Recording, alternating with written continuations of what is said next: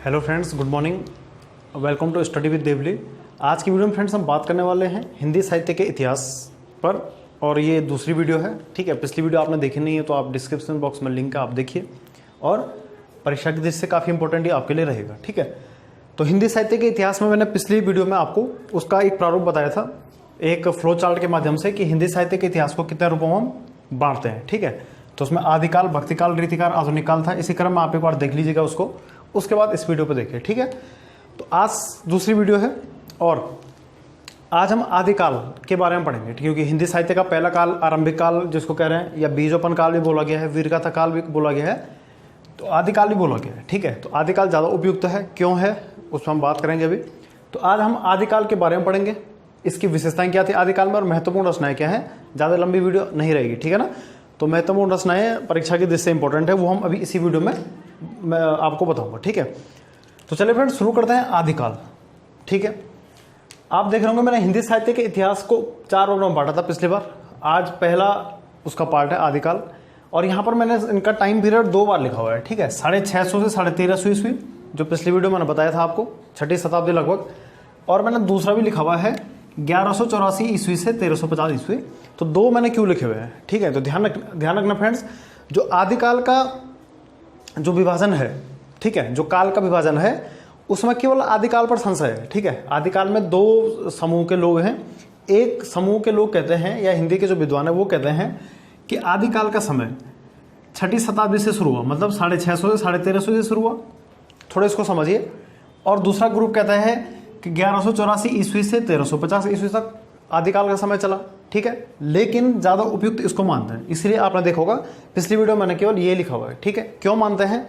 क्योंकि इस समय अपभ्रंश का विकास हुआ फ्रेंड्स। ठीक है, आपको पता होना चाहिए 650-700 ईस्वी लगभग यहाँ पर अपभ्रंश का विकास हुआ, मतलब अपभ्रंश में रचनाएं शुरू हुई, और हिंदी का वास्तविक विकास अपभ्रंश से मानते हैं। तो माना जाता है कि यहीं से हम उपयुक्त मानेंगे आदिकाल को। ठीक है, क्योंकि आदिकालीन रचनाएं यहीं से शुरू मानी जाती हैं। ठीक है, तो ज़्यादा उपयुक्त ये वाला आप मानेंगे अगर एग्जाम में आ गया तो। ठीक है, तो आपको डाउट क्लियर हो गया होगा कि आदिकाल को हम टाइम पीरियड क्या माने। ठीक है, अब बात करते हैं आदिकाल की विशेषताएं क्या थी फ्रेंड्स। ठीक है, तो आदिकाल आप समझिए इस चीज़ को, जो ये नाम उपयुक्त ठहरता है। क्यों ये उपयुक्त नाम क्यों है? आदिकाल पता होना चाहिए आपको, ये हिंदी साहित्य के आरंभिक काल के अंतर्गत आता है। ठीक है, आदिकाल क्या है? हिंदी साहित्य का आरंभिक काल है।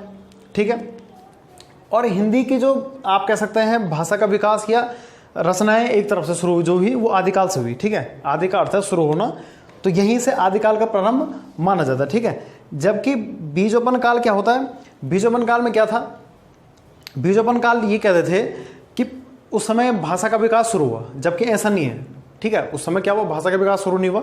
मतलब कहने का अगर मैं अंतर आपको बताऊं, ये देखिए, अगर हम अंतर की बात करें तो आदिकाल, जो आदिकाल था, ठीक है, ये एक परंपरा का सूचक था। मतलब कह सकते हैं ये किसका था?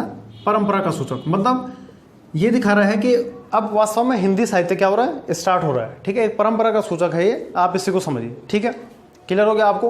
तो ये परंपरा का सूचक था। ठीक है, और जो बीजोपन काल था वो क्या था? भाषा की दृष्टि से बीजोपन काल, बीजोपन काल क्या था? भाषा की दृष्टि का सूचक था, भाषा की दृष्टि के विकास का, मतलब डेवलपमेंट जो हुआ। आप थोड़ा अंतर यहाँ पर समझिए। और भी काल है, तो आदिकाल को हम क्यों मानते हैं? ठीक है, क्योंकि परंपरा का सूचक है। मतलब ये कह रहे हैं कि यहीं से हिंदी साहित्य की परंपरा शुरू हुई, कहने का मतलब सीधे सीधे ये है। ठीक है, और बीजोपन काल क्यों कह रहे हैं? क्योंकि भाषा की दृष्टि से ये विकास का सूचक है, साहित्यिक दृष्टि से नहीं था। ठीक है, ध्यान रखिए, यहाँ पर क्या हुआ कि जिन्होंने बीजोपन काल कहा, किसने कहा था? याद करो, महावीर प्रसाद द्विवेदी जी ने बीजोपन काल कहा है। ठीक है, तो इन्होंने ये भी कहा कि साहित्यिक दृष्टि से क्या है, ये शुरुआती काल था बीजोपन काल, लेकिन इसको बाद में आलोचकों ने मना किया कि ये गलत तथ्य है कि साहित्यिक दृष्टि से, भले भाषा की दृष्टि से प्रारंभ का विकास हो, भाषा का डेवलपमेंट हो रहा है, क्योंकि आपको पता ही है अपभ्रंश से भाषा बन रही है हिंदी, लेकिन साहित्य की दृष्टि से ये नया काल था, ये गलत है, क्योंकि इससे पहले भी रचनाएं हुई है। ठीक है, क्लियर हो गया ना आपको ये? तो इसलिए बीजोपन काल नहीं माना गया, तब उपयुक्त माना आदिकाल। वीरगाथा काल भी नहीं माना, कितनों ने कहा कि वीरों की रचना तो हुई नहीं इसमें। ठीक है, कुछ अलग अलग सबके मत थे, लेकिन आदिकाल परंपरा का सूचक था। मतलब स्टार्टिंग हम ये मानेंगे, और सर्वसम्मति इस पर हुई कि हम आदिकाल को क्या मानेंगे फ्रेंड्स? हिंदी साहित्य का इतिहास मानेंगे। ठीक है, मतलब यहाँ पर भाषा का अंकुरन हुआ, कहने के बाद परंपरा का सूचक था, और ये केवल कहते थे कि भाषा का शुरुआती दौर था। इन्होंने ये नहीं कहा कि साहित्य का शुरुआती दौर था, ठीक है। भाषा का शुरुआती दौर और परंपरा का सूचक, बस थोड़ा आप अंदर ये समझ जाइए, ठीक है ना। ये मैंने आपको बेसिक बताया, ठीक है।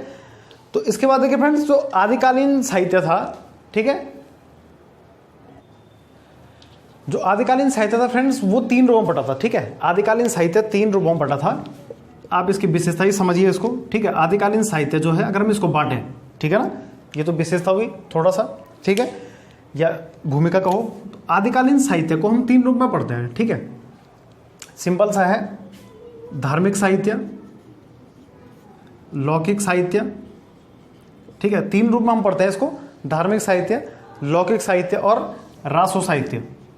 रासो साहित्य, इसको वीर काव्य भी कहते हैं, ठीक है। पृथ्वीराज रासो की रचना, पृथ्वीराज रासो रचना है चंद्रप्रदाय की, वो सुना होगा आपने। तो अगर हम आदिकाल की बात करें तो आदिकाल को 3 रूपों में हम पढ़ते हैं, ठीक है। ये आपके LT एग्जाम में, उत्तराखंड एग्जाम में पूछा जाता है, तो जहाँ पर आपको लगे आप नोट भी कर लीजिए, ठीक है। तो आदिकाल को 3 रूप में हम पढ़ते हैं, ठीक है। धार्मिक, जहाँ पर धर्म की बात हो, सिंपल सी बात है, सिद्ध साहित्य, परसों मैंने आपको थोड़ा मोटा मोटा बताया था, ठीक है। नाथ साहित्य और जैन साहित्य, ये नोट कर लीजिए आप। 3 प्रकार के साहित्य थे धार्मिक में, ठीक है। लौकिक की बात करें तो लौकिक के अंतर्गत बीसलदेव रासो, ठीक है, विद्यापति, बीसलदेव रासो, बीसलदेव रासो यहां भी है वैसे, लेकिन लौकिक में भी है, ठीक है। पदावली, विद्यापति की पदावली, ठीक है। विद्यापति कौन सी रचना थी? पदावली, ठीक है ना। बाकी जो रासों के जितने भी हैं, वीर काव्य में सब आ रहे हैं, बीसलदेव रासो वीर में भी आता है, इसमें भी आता है, लेकिन जो सबसे इंपॉर्टेंट है पृथ्वीराज रासो, ठीक है। पृथ्वीराज रासो, परमाल रासो, खुमाल रासो, ठीक है। ये रासो परंपरा के ग्रंथ हैं, ठीक है। इनमें वीर प्रधान या वीर रस की प्रधानता है, आप ऐसा कह सकते हैं, ठीक है। तो 3 रूपों में पढ़ते हैं, ठीक है। लौकिक का अर्थ है कि जो इसी लोक से हो, लौकिक। पदावली जो विद्यापति की है, पदावली कीर्तिपदा, कीर्तिलता का रचना इनकी है, ठीक है ना। धार्मिक में सिद्ध साहित्य लिखे गए हैं, 84 प्रकार के सिद्ध होते थे, ठीक है। ये पूजा पाठ या तंत्र मंत्र वाले होते थे, ठीक है ना। सरप्पा का नाम यहाँ पर आता है, गोरखनाथ का नाम नाथ साहित्य में आता है, ठीक है। एक बार आप इसको सिंपल सा आप समझ जाइए, ठीक है। इसमें ज़्यादा आपको पढ़ने की जरूरत नहीं है, केवल इतना आप समझ जाइए, ठीक है ना, ठीक है। तो धार्मिक साहित्य में सिद्ध साहित्य भी परसों हमने पढ़ा था, 84 सिद्ध हैं, आप नोट कर लेंगे। सरप्पा, ठीक है, जिनको सहजयान का प्रवर्तक कहते हैं। सहजयान क्या था मैं आपको बताऊंगा, ठीक है। तो आप इसको नोट कर लीजिए, ठीक है, सिंपल है। बीसलदेव रासो पदावली ये लौकिक में है, ठीक है। इसमें श्रृंगार रस की प्रधानता है, यहाँ पर श्रृंगारिकता है भले ही, लेकिन देखिए आप, मैंने बीसलदेव रासो दोनों जगह लिखा हुआ है, ठीक है। यहाँ भी बीसलदेव रासो लिख सकते हैं आप। तो कितने जो हिंदी के विद्वान हैं वो इसको लौकिक और रासो का वीर वाले दोनों मानते हैं, ठीक है ना। तो इतना आपको इसमें थोड़ा समझना है, ठीक है। अब इसमें किसकी कहानी है वो इंपॉर्टेंट नहीं है, लेकिन इनमें पृथ्वीराज रासो, ठीक है, जो चंद्रप्रदाय की है, हिंदी का पहला महाकाव्य उसको मानते हैं पृथ्वीराज रासो, ये सबसे इंपॉर्टेंट है, ठीक है। पृथ्वीराज रासो इंपॉर्टेंट है, चंद्रप्रदाय ने लिखी है, ठीक है। हिंदी का पहला महाकाव्य है, अर्ध प्रामाणिक रचना है। आदिकाल की एक विशेषता भी आगे आएगी। एक विशेषता ये भी है कि इसका प्रमाण कुछ है नहीं, ठीक है। ज़्यादा प्रमाण इस काल का मिलता नहीं है, ठीक है ना। अपभ्रंश में यहाँ पर शुरुआती दौर था, अपभ्रंश में ही रचनाएं हुई है, ठीक है। तो एक बार इसको नोट कर लीजिए। इसके बाद देखिए फ्रेंड्स, जो हम पढ़ेंगे वो पढ़ेंगे आदिकाल की विशेषताएं, ठीक है। आदिकाल की विशेषताएं कौन कौन सी थी, इंपॉर्टेंट के एग्जाम के पॉइंट ऑफ व्यू हम पढ़ेंगे, केवल ज़्यादा नहीं पढ़ेंगे, ठीक है। जो आदिकालीन, आप लिख लीजिए, आदिकालीन साहित्य या आदिकाल की विशेषताएं, ठीक है। आदिकाल की विशेषताएं, ठीक है, मतलब किस चीज की विशेषताएं, रचनाओं की आप कहें या उनके कवियों की कहें, किस प्रकार की रचनाएं हुई हैं, कैसे उन्होंने उसमें चौपाई का प्रयोग किया है, क्या क्या हम उसमें पढ़ेंगे, ठीक है।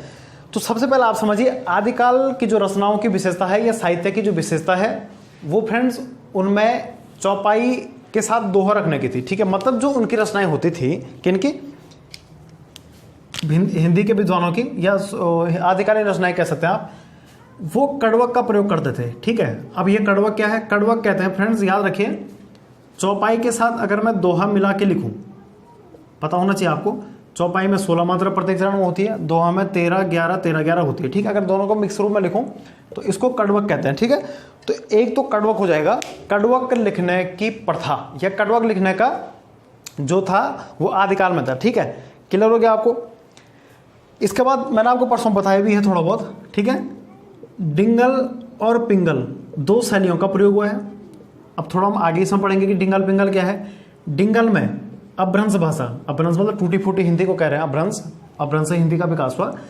ठीक है, अपभ्रंश, इसको संधिकाल भाषा भी कहते हैं, ध्यान रखिए, नोट करते रहे पॉइंट आप। अपभ्रंश को संध्या भाषा भी कहते हैं, संधि भाषा, सॉरी संधि भाषा, मतलब इसने क्या किया, मध्यकालीन हिंदी और आधुनिक हिंदी को जोड़ने का प्रयास किया। ठीक है, जब अपभ्रंश के साथ हम राजस्थानी का प्रयोग करते हैं तो वो डिंगल बनती है, और जब अपभ्रंश के साथ ब्रज भाषा का प्रयोग होता है तो पिंगल बनती है। ठीक है, ये थोड़ा कर्कश होती थी, कर्णप्रिय नहीं होती थी, तो ये धीरे धीरे लुप्त हो गई, तब पिंगल का प्रयोग हुआ। ठीक, इंपॉर्टेंट है, पूछ सकता है नेट एग्जाम में भी, कि हिंदी के नेट के जो पेपर देने वाले हैं उनके लिए भी इंपॉर्टेंट है। ठीक है ना, 2 पॉइंट तो ये हैं। तीसरी बात, हम छंद की बात करें तो छंद का प्रयोग यहाँ द्रष्टव्य है, छंद का प्रयोग काफी मिलता है। ठीक है, और सबसे जो ज्यादा छंद है आला छंद, इसमें 31 मात्राएं हैं। ठीक है, वीर या आला छंद बोलते हैं इसको।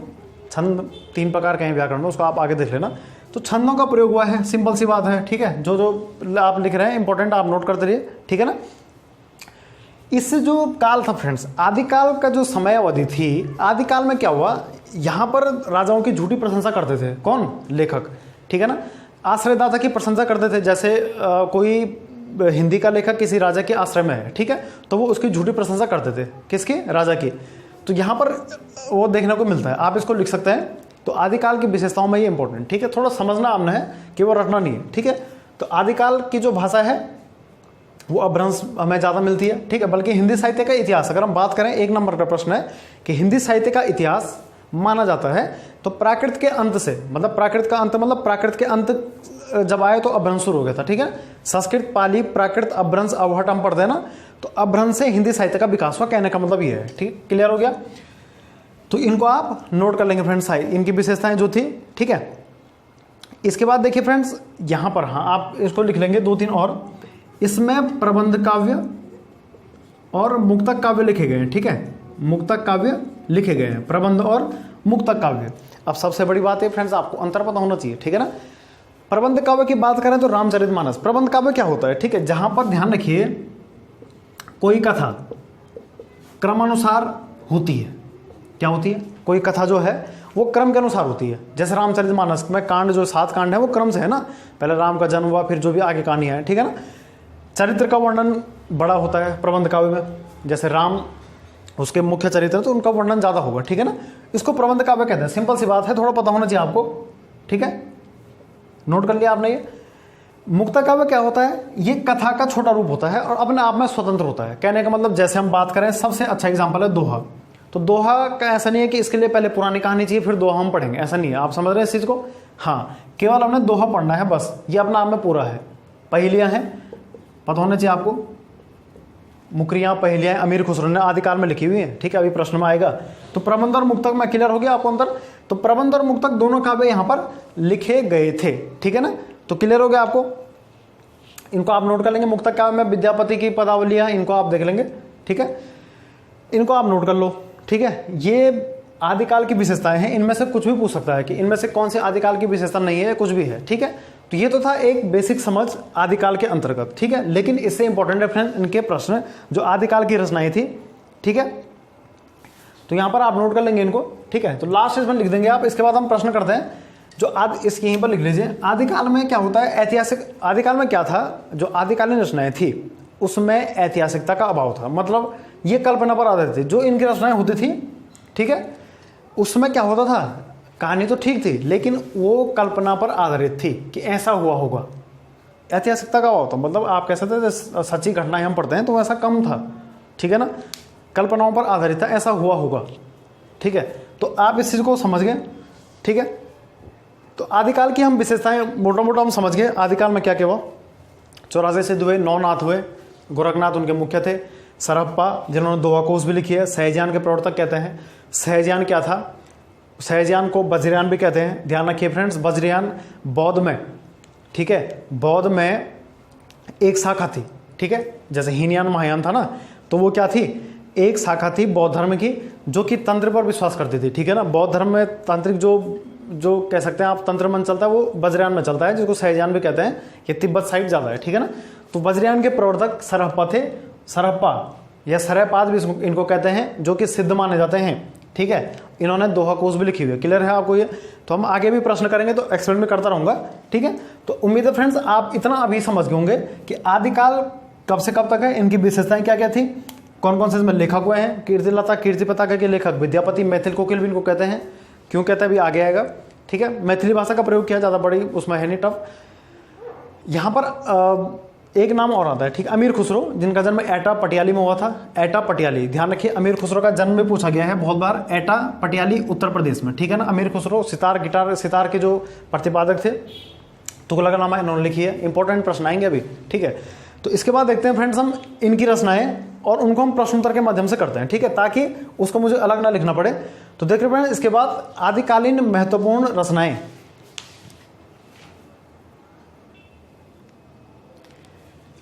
तो इसके बाद देखिए फ्रेंड्स, आपके डिस्प्ले पर व्हाइट बोर्ड पर कुछ प्रश्न मैंने लिखे हुए हैं, 15 प्रश्न है और काफ़ी इंपॉर्टेंट है, ठीक है। एक बार आप देख लीजिए, इन प्रश्नों के मैं आपको उत्तर बताऊंगा व्याख्या के साथ। उम्मीद है हिंदी साहित्य के आदिकाल में आपको इससे हेल्प मिलेगी, ठीक है।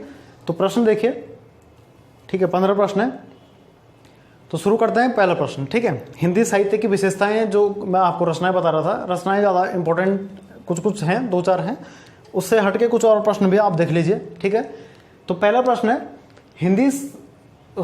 शुक्ल के अनुसार हिंदी का पहला महाकाव्य कौन। शुक्ल कौन, आचार्य रामचंद्र शुक्ल जी के अनुसार, जिन्होंने माना है हिंदी का पहला महाकाव्य, ठीक है। तो फ्रेंड्स आपको पता होना चाहिए, हिंदी का पहला महाकाव्य था पृथ्वीराज रासो। कौन था, रचना जो थी वो कौन सी थी, पृथ्वीराज रासो। ये थी किसकी, चंद्र बरदाई की, ठीक है, चंद्र बरदाई। महाकाव्य पता होना चाहिए आपको, महाकाव्य सर्गों में बटा होता है, एक पैराग्राफ होते हैं, सर्ग कह सकते हैं आप, 8 सर्ग से ऊपर हो सकते हैं, काफ़ी बड़ा होता है, नाम से ही लग रहा है महाकाव्य, ठीक है। काव्य 3 प्रकार के होते हैं, ठीक है ना, मैंने आपको बताया था इससे पहले, प्रबंध काव्य, ठीक है, प्रबंध काव्य और महाकाव्य, ठीक है ना। काव्य 3 प्रकार के हैं, प्रबंध काव्य और महाकाव्य। और प्रबंध काव्य 2 प्रकार के होते हैं फ्रेंड्स, काव्य 3 प्रकार के हैं, काव्य 3 प्रकार के हैं, महाकाव्य, खंड काव्य और मुक्तक काव्य, ठीक है। काव्य 3 प्रकार के हैं, थोड़ा रफली इसको समझ जाइए आप। अगर काव्य की बात करें, 3 प्रकार के हैं, महाकाव्य, खंड काव्य और मुक्तक काव्य, मुक्तक, ठीक है। और महाकाव्य और खंड काव्य को प्रबंध काव्य कहते हैं, ठीक है ना। थोड़ा इसको समझ जाइए, काव्य मतलब लिखने का जो है, प्रबंध काव्य कहते हैं महाकाव्य और खंड काव्य, क्योंकि प्रबंध होता है इसमें, मतलब एक निश्चित अरेंज होता है, ऐसा नहीं कि कहानी आगे पीछे हो गई, एक निश्चित क्रम होता है, क्लियर हो गया। मुक्तक में क्रम नहीं होता, जैसे दोहे अभी बताया था आपको, तो थोड़ा आप इस चीज़ को समझ जाइए, ठीक है ना। तो थोड़ा आपके अंदर ये पता होना चाहिए, रटना नहीं है, महाकाव्य क्या होता है, थोड़ा बड़ा होता है, ठीक है ना। चरित्र चित्रण बड़ा होता है, चरित्र के बारे में ज़्यादा जिक्र होता है, ठीक है। तो पृथ्वीराज रासो बिल्कुल सही है, एक अर्ध प्रामाणिक रचना है, ठीक है। अच्छा, रासो काव्य भी है, वीर कह सकते हैं आप, यहाँ पर वीरता की बात हुई है रासो में। हिंदी का प्रथम कवि, ठीक है, हिंदी का प्रथम कवि कौन है, ठीक है। तो ध्यान रखिए फ्रेंड्स, हिंदी का प्रथम कवि, और यहाँ पर हिंदी की पहली रचना, थोड़ा आप अंदर समझ जाएंगे अभी। हिंदी का जो पहले कवि मानते हैं, वो मानते हैं किनको, सरहप्पा को। किनको मानते हैं, सरहप्पा, या सरहपाद भी इनको कहते हैं, सरहप्पा कह सकते हैं आप इनको, सरहप्पा को कहते हैं, ठीक है ना, या सरहपाद को कहते हैं हिंदी का पहला कवि, ठीक है। तो क्लियर होगा आपको ये। तो हिंदी का पहला कवि किसे कहते हैं, सरहप्पा को कहते हैं, ठीक है। सरहपाद भी इनको कहते हैं, शुक्ल जी के अनुसार भी है, क्लियर है, ठीक है। इन्होंने दोहा कोश लिखा हुआ है, ठीक है। इन्होंने कौन सी रचना लिखी हुई है, दोहा कोश, दोहा कोश, नोट कर लो इनको, ये एग्जाम में आता है। अब मैं पहले हिंदी की पहली रचना पे जाता हूँ, ठीक है। चलो ध्यान से देखिए आप इस प्रश्न को, ये प्रश्न अगर मैं हिंदी की पहली रचना कहूँ तो दोहा कोश नहीं है, हिंदी की पहली रचना है श्रावकाचार। कौन सी है, श्रावकाचार, जो कि किसने लिखी है, देवसेन ने। अब आप देख रहे होंगे फ्रेंड्स, मैं रचना तो इसको मान रहा हूँ और जबकि पहला कवि इसको मान रहा हूँ, ऐसा क्यों। तो अंतर देखिए, थोड़ा सा अंतर है कि हिंदी के प्रथम कवि की बात करो तो हिंदी भाषा की बात हो रही है, मतलब सरहप्पा ने अपनी रचनाओं में जैसे दोहा कोश में हिंदी का सबसे पहले प्रयोग किया, मतलब कुछ शब्द हिंदी के दिए, ऐसा नहीं कि पूरा हिंदी, कुछ शब्द हिंदी के सबसे पहले दिए थे, ठीक है ना। तो क्लियर हो गया आपको ये। जो सरहप्पा थे, सरप्पा ने अपनी रचनाओं में ध्यान रखिए क्या किया, हिंदी के कुछ शब्दों का सबसे पहले प्रयोग किया था। ठीक है ना, हिंदी के सबसे पहले प्रयोग किया। अपभ्रंश से जो टूटी फूटी हिंदी थी वो सरप्पा ने प्रयोग किया, ध्यान रखिए। जबकि हिंदी में पूरी रचना, यहाँ तो कुछ शब्द लिखे इन्होंने, हिंदी में पूरी रचना जो की वो देवसेन ने की, मतलब सारे हिंदी के शब्द। ठीक है, इसीलिए यहाँ पर देखिए पहली रचना श्रावकाचार्य है और प्रथम कवि की बात करें तो सरप्पा ने क्या किया, एक कवि के रूप में हिंदी के कुछ शब्दों का प्रयोग समावेश किया अपनी रचनाओं में, और देवसेन ने श्रावकाचार्य में पूरी हिंदी भाषा का प्रयोग किया है। ठीक है ना, तो थोड़ा आप समझ रहे हैं इस चीज़ को। ठीक है, अगर मैं केवल हिंदी की रचना की बात करूँ तो पूरी हिंदी की जो ग्रंथ है वो ये है, और केवल हिंदी का प्रथम कवि, ठीक है, एक जानकार कवि हिंदी का जो हिंदी के बारे में पहले जाने, मतलब कह सकते हैं वो कौन थे, सरप्पा थे। ठीक है, थोड़ा अंतर समझ रहे हैं। इसके बाद देखिए अपभ्रंश का वाल्मीकि, जो तीसरा प्रश्न मैंने छोड़ा था अभी, उसको लेते हैं आप। ठीक है ना, तो अंतर आप समझ गए हैं। अपभ्रंश का वाल्मीकि कहते हैं फ्रेंड स्वयंभू को। किसको? स्वयंभू। क्यों कहते हैं? इन्होंने एक रचना लिखी थी पौम चरियु, मतलब रामायण से संबंधित है। ठीक है, इसलिए इनको अपभ्रंश का वाल्मीकि कह रहे हैं, क्योंकि वाल्मीकि ने भी क्या लिखी, रामायण लिखी है। और ये माना जाता है कि पौम चरियु जो है रचना है स्वयंभू की, इसमें राम जी के चरित्र के बारे में है। ठीक, कंपैरिजन कर लीजिए आप इसको रामायण से। ठीक है, तो इसलिए इनको अपभ्रंश का वाल्मीकि कह रहे हैं। अपभ्रंश भाषा का प्रयोग इसमें काफी किया हुआ है। ठीक है, इसके बाद देखिए फ्रेंड पदावली, कीर्तिलता, कीर्तिपता का, ये फ्रेंड्स रचना है विद्यापति की। किसकी? ये रचना किसकी है? विद्यापति। ठीक है, तो विद्यापति नोट कर लेंगे आप, विद्यापति। इनको मैथिल कोकिल भी कहते हैं, मैथिल कोकिल। ये मैथिली भाषा का प्रयोग भी करते थे, इसलिए मैथिल कोकिल कहते हैं इनको। क्लियर हो गया? ठीक है, इसको आपने नोट कर लिया होगा। ठीक है ना, स्क्रीनशॉट आप ले लीजिए। ठीक है, कीर्तिलता की रचना अवहट्ट भाषा में हुई है। ठीक है, अपभ्रंश के बाद की भाषा है अवहट्ट। ठीक है ना, पाली, प्राकृत, अपभ्रंश, अवहट्ट। ठीक है, प्राचीन हिंदी ऐसा करके।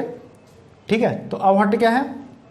अपभ्रंश के बाद। ठीक है, अपभ्रंश अवहट्ट। तो कीर्तिलता की रचना किसने की? विद्यापति ने अवहट्ट में अपभ्रंश में नहीं। ठीक है, क्लियर हो गया। हिंदी साहित्य का दूसरा इतिहास लिखा है फ्रेंड्स बच्चन सिंह ने। ठीक है, इनको आप याद ही कर लो, दूसरा इतिहास बच्चन सिंह पूछ सकता है एग्जाम में। ठीक है, इसके बाद देखिए तुगलकनामा खालिक बारी, इसके रचयिता हैं जिनका जन्म एटा में हुआ था फ्रेंड्स, अमीर खुसरो। इनको हिंद का तोता भी कहते हैं। ठीक है ना, हिंद का तोता। अपनी रचनाओं में हिंदवी शब्द का प्रयोग किया उन्होंने, हिंदवी, जैसे इनको हिंद का तोता कह रहे हैं। ठीक है ना, हिंदी से काफ़ी प्रेरित हुए। ठीक है ना, और अपभ्रंश से प्रेरित थे। सितार के, तबला के आविष्कारक किया, निर्माण सबसे पहले किया। इनका जन्म हुआ फ्रेंड्स एटा में, एटा पड़ता है उत्तर प्रदेश में। ठीक है ना, पटियाली जिला में। क्लियर हो गया। तुगलकनामा इंपॉर्टेंट है, खाली का बारी पूछता है। ठीक है ना, इन्होंने मुकरियाँ, पहेलियाँ, जो सूफी काव्य टाइप के होते हैं वो लिखे इन्होंने, अमीर खुसरो ने। ठीक है, नोट कर लिया होगा आपने। इसके बाद देखिए अमीर खुसरो का, हाँ, अमीर खुसरो का वास्तविक नाम अबुल हसन था। ये भी आपको बता देता हूँ, अमीर खुसरो का वास्तविक नाम अबुल हसन था। ये प्रश्न भी पूछा गया है। ठीक है, इसके बाद देखिए सर्वप्रथम हिंदी साहित्य का इतिहास फ्रेंच में किसने लिखा? तो फ्रेंच में लिखा इस्तवार द लिटरेचर हिंदुस्तानी नाम से गारसा दत्तासी ने। किसने लिखा? गारसा दत्तासी। इस्तवार वो फ्रेंच भाषा में है, इस्तवार द लिटरेचर। ठीक है, एंदुए हिंदुस्तानी, गारसा ये फ्रेंच भाषा में लिखा हुआ है इन्होंने। ठीक है, गारसा दत्तासी किसी का नाम है। ठीक है, अगर मैं हिंदी साहित्य का इतिहास हिंदी में बोलूं तो शिव सिंह सेंगर ने लिखा है, शिव सिंह सेंगर। सबसे पहले की बात हो रही है, सबसे पहले। उसके बाद तो आचार्य रामचंद्र शुक्ल जी, ठीक है, अन्य हिंदी के विद्वानों ने लिखा होगा, लेकिन सर्वप्रथम की बात हम कर रहे हैं, सबसे पहले किसने लिखा है। ठीक है, इनको आप नोट भी करते रहेंगे, एग्जाम के पॉइंट ऑफ व्यू इंपॉर्टेंट है। इसके बाद देखिए हिंदी साहित्य की भूमिका, हिंदी साहित्य की भूमिका की बात होगी तो आज श्री हजारी प्रसाद द्विवेदी जी, द्विवेदी युग के प्रसिद्ध कवि। ठीक है, काफ़ी निबंध इन्होंने लिखे हुए हैं, तो ये आप नोट कर लेंगे। अपभ्रंश का पहला प्रयोग किसने किया? तो ये पतंजलि ने किया, महर्षि पतंजलि ने।